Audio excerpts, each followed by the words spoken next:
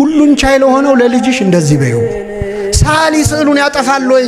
እባክህ ይህን ስዕልህን አታጥፈው፣ ለልጅሽ እንደዚህ በይው።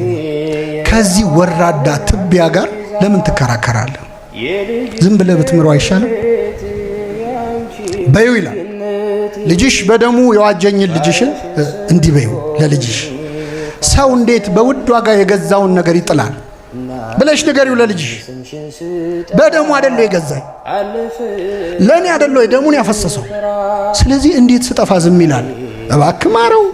እንዴት አትምረውም? በውድ ዋጋ የተገዛ ነገር እንዴት እንደማይጠቅም ነገር ይጣላል በይው ይላል አባ ጊዮርጊስ። በረከቱን ያሳድርብን።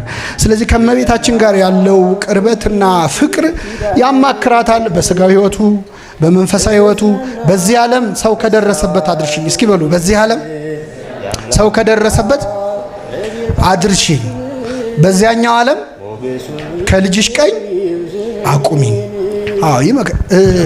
አንቺን ከሚወዱ ሰዎች ጋር አገናኝኝ ይላታል። አደራ አንቺን የሚጠሉ ሰዎች እንዳታገናኝኝ ይላል። የሚወዱሽን አገናኝ፣ አንደበቴን አሳምሪልኝ፣ ግርማ ስጭኝ፣ ሞገስ ስጭኝ።